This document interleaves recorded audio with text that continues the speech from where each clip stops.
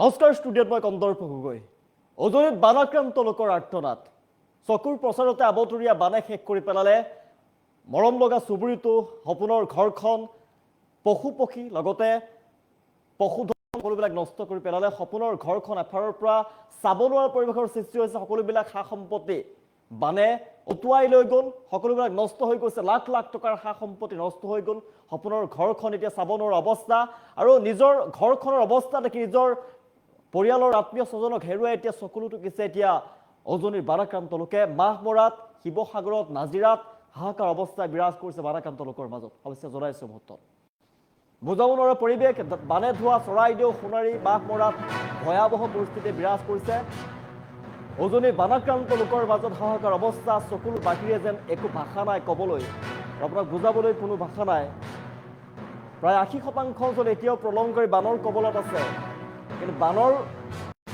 কবলত পৰি এতিয়া লাখ লাখ টকাৰ সা সম্পত্তি নোহোৱা হৈ গৈছে ঘৰৰ সকলো আচবাব বোকাৰ তলত ফুট খাই পৰি আছে পিতলৰ সামগ্ৰী কাঁহৰ সামগ্ৰী দৃশ্য দেখি সকলো আপোনাৰ চকুলো ওলাই আহিব কিতাপ পত্ৰ মূল্যৱান সা সামগ্ৰী সকলো বোকাৰ তলত পৰিছে আমি দৃশ্যাংশ দেখুৱাই আছোঁ এয়া সপোনৰ ঘৰখন সাজিবলৈ মানুহে কিমান কষ্ট কৰে মানুহৰ গোটেই জীৱনটো গুচি যায় নিজৰ ঘৰখন বনাওঁতেনে নিজৰ ঘৰখন সজাবলৈ মানুহৰ গোটেই জীৱনটো গুচি যায় আৰু গোটেই জীৱনৰ যি ইনকাম যি উপাৰ্জন সেই উপাৰ্জনেৰে নিজৰ ঘৰখন সুন্দৰকৈ সজাই নিজৰ সপোনৰ ঘৰখন মানুহে নিৰ্মাণ কৰে আৰু সেই ঘৰখনৰ অৱস্থা এয়া কোনেও কল্পনা কৰিব পৰা নাছিলে ডিব্ৰুগড় শিৱসাগৰত যে ইমান বান হ'ব কোনেও হয়তো কল্পনা কৰিব পৰা নাছিলে এনে বান পৰিস্থিতিয়ে যে বিৰাজ কৰিব এনে পৰিস্থিতিৰ যে সৃষ্টি হ'ব উজনিৰ জনতাই হয়তো কল্পনা কৰিব পৰা নাছিলে কিন্তু সেয়া হ'ল বানে ধোৱা চৰাইদেউ সোণাৰী মাহমৰাত ভয়াৱহ পৰিস্থিতি বিৰাজ কৰিছে আপুনি চকুলোৰ বাহিৰে যেন একো নাই ভাষা নাই বুজাবলৈ আমি দৃশ্যাংশ দেখুৱাই আছোঁ আপুনি অনুমান কৰক কিমান ভয়ংকৰ হ'ব পাৰে দৃশ্যাংশ দেখুৱাই আছোঁ বোকাত লুতুৰি পুতুৰি হৈ গৈছে সকলোবিলাক বোকাৰ তলত সোমাই গৈছে মানুহৰ সকলোবিলাক সপোনৰ ঘৰখন সাজিবলৈ মানুহে বহু কষ্ট কৰে নিজৰ উপাৰ্জনেৰে সপোনৰ ঘৰখন তেওঁলোকে সজাই পৰাই তোলে আৰু মানুহৰ উপাৰ্জনেৰে কষ্টৰে উপাৰ্জন কৰা ধনেৰে নিজৰ ঘৰখন নিজৰ বাহনখন কিনে নিজৰ ঘৰখন সজাই পৰাই তোলে নিজৰ আৰু সেই সকলোবিলাক ধ্বংস হৈ গৈছে চকুৰ প্ৰচাৰতে আবতৰীয়া যি বান আহিলে উজনিৰ যি আবতৰীয়া বান সেই আবতৰীয়া বান হয়তো কল্পনা কৰিব পৰা নাছিলে উজনিৰ মানুহে উজনিৰ শিৱসাগৰৰ নাজিৰাৰ মানুহে সোণাৰীৰ মানুহে হয়তো যোৰহাটৰ মানুহে কাহিনীও কল্পনা কৰিব পৰা নাছিলে যে হঠাৎ বান আহিব ঘণ্টাৰ ভিতৰতে প্লাবিত হৈ পৰিব তেওঁলোকৰ আপোন কোনোবাজনক হেৰুৱাই পেলাব নিমিষতে চকুৰ প্ৰচাৰতে পশুধন তেওঁলোকে হেৰুৱাই পেলাব লাখ লাখ টকাৰ সম্পত্তি তেওঁলোকৰ নদীৰ বুকুত জাহ যাব বানৰ বুকুত জাহ যাব কাহিনীও কল্পনা কৰিব পৰা নাছিলে আৰু এই অৱস্থা বানত এয়া অৱস্থা উজনিৰ জনতাৰ আপোনাক হয়তো বুজাব নোৱাৰিম মাহমৰাত ভয়াৱহ পৰিস্থিতি বানে ধোৱা চৰাইদেউ সোণাৰী মাহমৰাত বুজাব নোৱাৰা পৰিস্থিতি চকুলোৰ বাহিৰে যেন এতিয়া তেওঁলোকৰ একোৱেই নাই কান্দি কান্দি এতিয়া ক'ব নোৱাৰা হৈ গৈছে জনতা আমি দৃশ্যাংশ দেখুৱাই আছোঁ আপুনি অনুমান কৰক কিমান ভয়ংকৰ হ'ব পাৰে সপোনৰ ঘৰখন সাজিবলৈ মানুহে কিমান কষ্ট কৰে কিমান আগ্ৰহেৰে নিজৰ সপোনৰ ঘৰখন মানুহে নিৰ্মাণ কৰে সপোনৰ ঘৰখন সজাই নিজৰ সম্পত্তি এপদ দুপদকৈ কেনেকৈ মানুহে উপাৰ্জন কৰি লয় কিন্তু সেই সকলোবিলাক যেতিয়া নিক্ষেপ কৰি পেলাব আবতৰীয়া বানত সকলোবিলাক শেষ কৰাৰ পাছতে জনতাৰ মাজত ৰাইজৰ মাজত এতিয়া চকুলো দেখিবলৈ পোৱা গৈছে হাহাকাৰ লাগিছে উজনিৰ বানাক্ৰান্ত লোকৰ মাজত এতিয়াও কিন্তু উজনিৰ বান পৰিস্থিতি এতিয়াও শান্ত নাই এতিয়াও ভয়ংকৰ বান পৰিস্থিতি বিৰাজ কৰিছে চৰকাৰৰ ফালৰ পৰা চেষ্টা কৰা হৈছে বানপীড়িত লোকক সহায়ৰ বাবে কিন্তু যিমান পাৰে সিমান সহায় কৰিছে চৰকাৰৰ ফালৰ পৰা কিন্তু বেছিভাগ দেখিবলৈ পোৱা গৈছে এইবাৰ বানাক্ৰান্ত জনতাক সহায়ৰ বাবে ওলাই আহিছে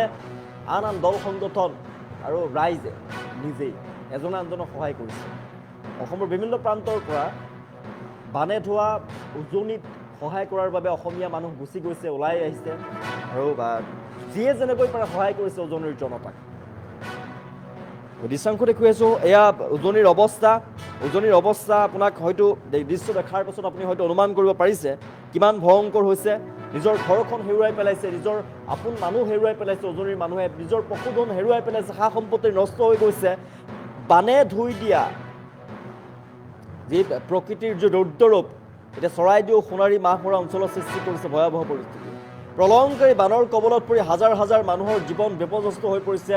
যি ঘৰবোৰত চৰাইদেউ সোণাৰী মাহমৰা চাৰিওফালে দেখিবলৈ পোৱা গৈছে, ঘৰসমূহত কেৱল ধ্বংসৰ ছবি দেখিবলৈ পোৱা গৈছে। আমি দৃশ্যাংশ দেখুৱাই আছোঁ। প্ৰকৃতিৰ ৰুদ্ৰৰূপে চৰাইদেউ সোণাৰী মাহমৰা অঞ্চলৰ সৃষ্টি কৰিছে ভয়াৱহ পৰিস্থিতি। প্ৰলয়ংকাৰী যি বান আছিলে, বানৰ কবলত হাজাৰ হাজাৰ মানুহৰ জীৱন বিপৰ্যস্ত হৈ উঠিছে। আৰু ঘৰবোৰত এদিন হাঁহি আনন্দ আছিলে, পৰিয়ালৰ দিন পাৰ হৈছিলে হাঁহি আনন্দৰে, আৰু সেই ঘৰবোৰত এতিয়া পানী আৰু বোকাৰ মাজত ডুব যোৱা দেখিবলৈ পোৱা গৈছে।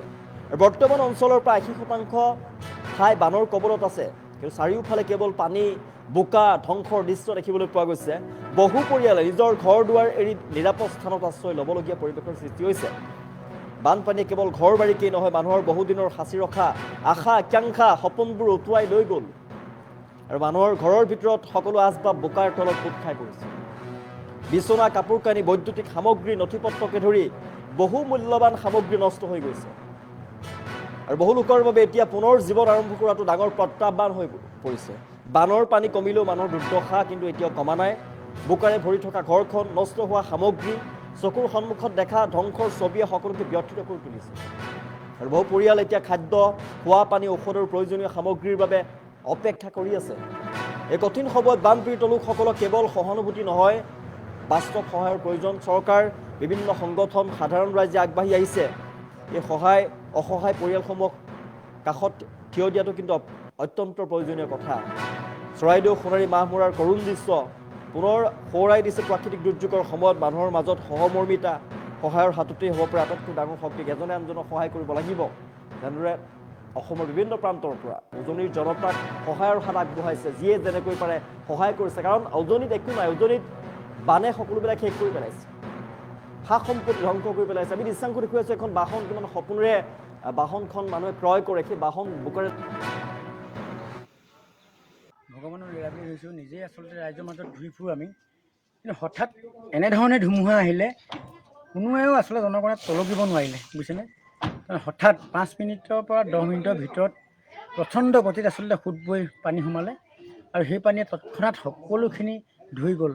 আচলতে আমাৰ এই লাকুৱাৰ চটাইচিকা অঞ্চলৰ লোণপুৰীয়া, অভয়পুৰীয়া, ভূতবাৰী, দৰিকান, মাউতকে ধৰি বৃহত্তৰ অঞ্চলটো বহুকেইখন গাঁও, বহু গাঁও হিচাপ কৰিলে আচলতে হিচাপ কৰিব নোৱাৰিম, সেই গাঁও তৎক্ষণাত চুই গ'ল। এতিয়া আপোনালোকে দেখিছে আমাৰ গৃহ আচলতে প্ৰায় 10 ফুট 12 ফুটৰ ওপৰত পানী উঠিছিলে, আৰু আমি প্ৰাণটোহে ৰক্ষা কৰিব পাৰিলোঁ, ঘৰৰ কিন্তু একো সম্পদ ৰক্ষা কৰিব নোৱাৰিলোঁ। একো সম্পদে আমাৰ নাথাকিলে, সমূল অঞ্চল আচলতে বানে ধুই নিলে। আৰু এই মুহূৰ্তত কি ক'ম, সকলো জনসাধাৰণৰ আচলতে শিৱসাগৰ, চৰাইদেউ, যোৰহাট সকলো এই 3খন জিলাৰ জনসাধাৰণ আজি বিধ্বস্ত হৈছে, একেবাৰে কঁকাল ভাঙি দিছে বুলি ক'ব লাগিব। খবৰ পাইছোঁ জনসাধাৰণৰ লগতে আমাৰ দিনে ৰাতি আচলতে জনসাধাৰণৰ কাৰণে কাম কৰি থকা, সেৱা কৰি থকা আমাৰ সাংবাদিক সতীৰ্থসকলৰ বহুকেইজন 12জনতকৈ অধিক লোকৰ গৃহ ইতিমধ্যে বুৰাই পেলাইছে, বিধ্বস্ত হৈছে, সম্পূৰ্ণৰূপে আচলতে ঘৰ সা সম্পত্তি বিনষ্ট হৈছে। আৰু এই ক্ষেত্ৰত চৰকাৰৰ পৰা দিছে, আমি নিদিওঁ বুলি এইখিনি নিদিয়ে বুলি ক'ব পৰা নাই। আমাৰ যিজন আচলতে বিভাগীয় মন্ত্ৰী আৰু আমাৰ নিজৰ সমষ্টি ডিমৌ সমষ্টিৰ বিধায়ক সুশান্ত বৰগোহাঁঞিদেৱে আহিছে, প্ৰথম দিনা দ্বিতীয় দিনাও মাত খাৰ কিন্তু বন্যকান্তৰ কাষত থিয় হৈছে, কিন্তু যি ধৰণে আচলতে আমি সাহায্য পাব লাগে বন্যকান্তই সেইধৰণে পোৱা নাই। আচলতে খাদ্য সামগ্ৰী কিছু কিছু দিছে, কিন্তু সেয়া পৰ্যাপ্ত হোৱা নাই, এনেধৰণে বিধ্বস্ত হৈছে। তাৰপিছত আমাৰ ভঁৰাল ধান আছিলে সকলো শেষ, তলত আচলতে আমি চাউল প্ৰস্তুত কৰি থৈছিলোঁ, উলিয়াই থৈছিলোঁ, সেইবোৰ সকলো শেষ। এতিয়া পেটত আচলতে গামোচা মাৰিবলগীয়া অৱস্থা, কিন্তু তেওঁলোকে ঠাণ্ডা পানী বা বিস্কুট এনেকুৱা ধৰণৰ জাতীয় দিছে। কিন্তু এটা কথা ক'বলৈ আমি অসমৰ দৌল সংগঠনক বহুত ধন্যবাদ জনাইছোঁ হৃদয়ৰ পৰা, যে প্ৰতি মুহূৰ্তত শদিয়াৰ পৰা ধুবুৰীলৈকে সংগঠন, বিভিন্ন অনুষ্ঠান, সহৃদয়মান লোক আহি কিন্তু আমাৰ এই বন্যাক্ৰান্তৰ কাষত থিয় হৈছে, সেইটো ক'ব লাগিব। এই মুহূৰ্তলৈকে আপুনি ভাবিব নোৱাৰে, তেওঁলোকে খাদ্য সামগ্ৰীৰ পৰা, পানীৰ পৰা, ডেটল চাবোনৰ পৰা, জনস্বাস্থ্যৰ প্ৰতি ভাবুকি আহিব পৰা যিসমূহ সামগ্ৰী, সেইসমূহ কিন্তু আমাৰ দৌল সংগঠন আৰু ব্যক্তি বিশেষে দিছে। আমি দৌলৰ নাম ক'ব বিচৰা নাই, বহুত দৌল আচলতে